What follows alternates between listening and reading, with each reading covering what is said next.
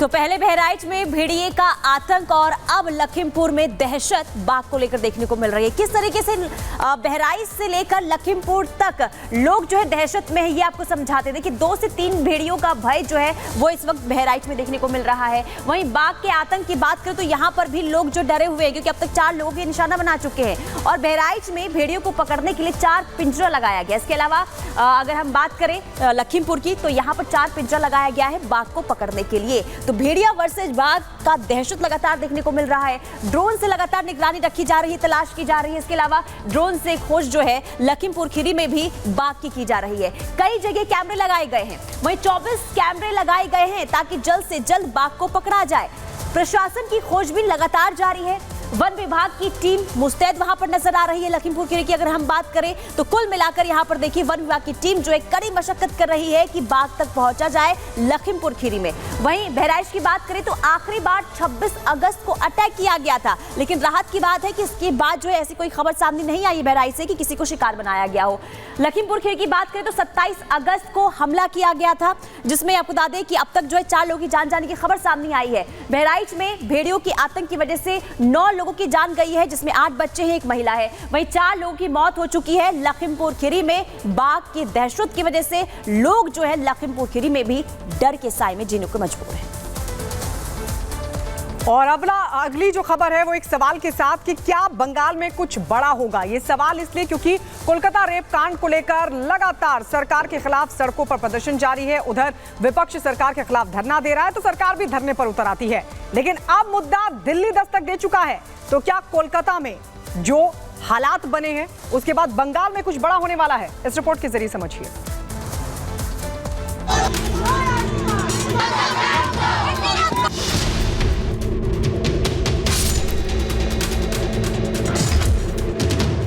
Kolkata doctor rape murder मामले में CBI full action में है।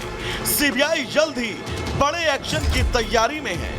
पूर्व प्रिंसिपल संदीप घोष से लगातार पूछताछ, 10 लोगों की पॉलीग्राफ टेस्ट के बाद सीबीआई केस को सुलझाने के अब लगभग मुहाने पर पहुंच चुकी है। सूत्रों के मुताबिक 1 से 2 दिन में बड़ा एक्शन हो सकता है। सीबीआई जल्दबाजी में किसी नतीजे पर नहीं पहुंचना चाहती।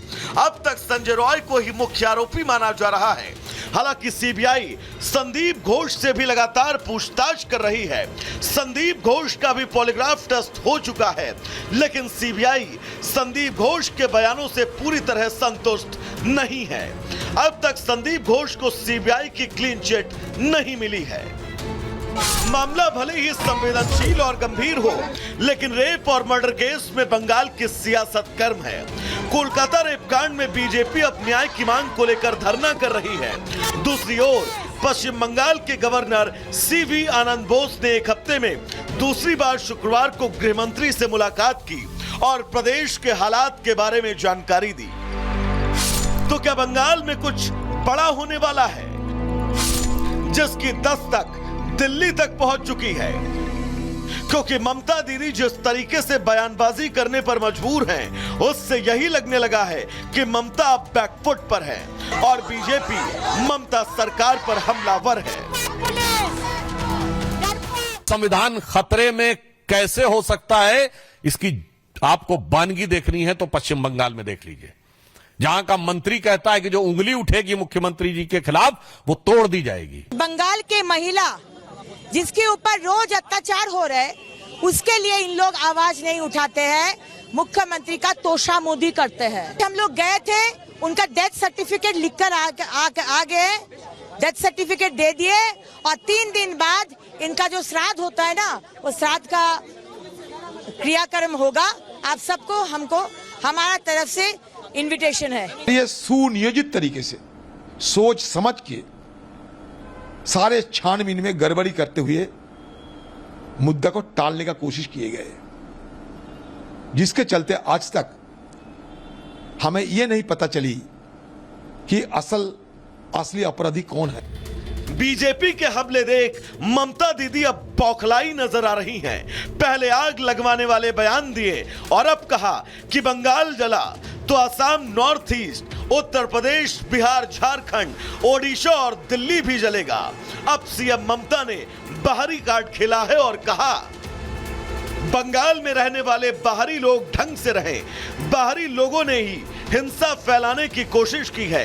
बंगाल में नुकसान करने पर आपको जवाब मिलेगा। अगर पुलिस से भिड़े तो आप भी तैयार रहें।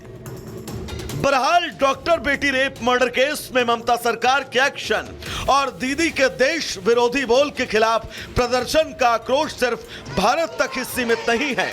ऑस्ट्रेलिया के मेलबोर्न में भी मौजूद भारतीयों ने अपने स्वर को बुलंद किया है। Bureau report, Republic Bharat.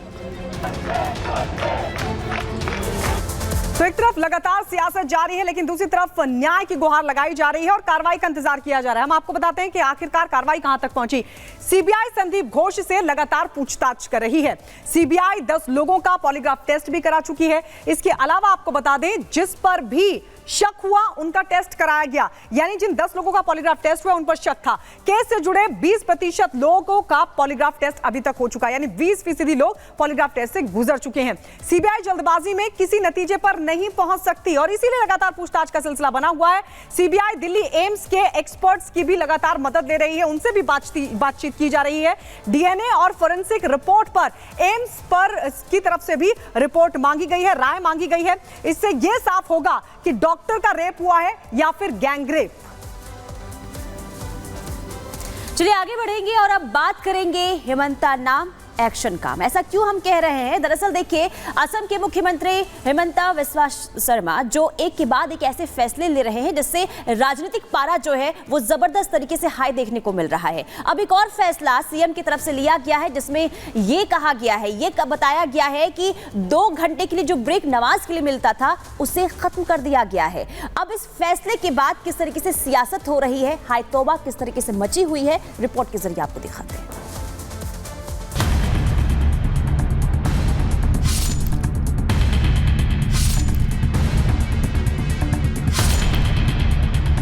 शुक्रवार का दिन भी हम लोग विधानसभा करेगा, नॉन स्टॉप हम लोग विधानसभा करेगा। इसको इस्लामोफोबिया, मुसलमानोफोबिया हो गया है। जो भी हमने उचित समझा वो हम कर दिया है।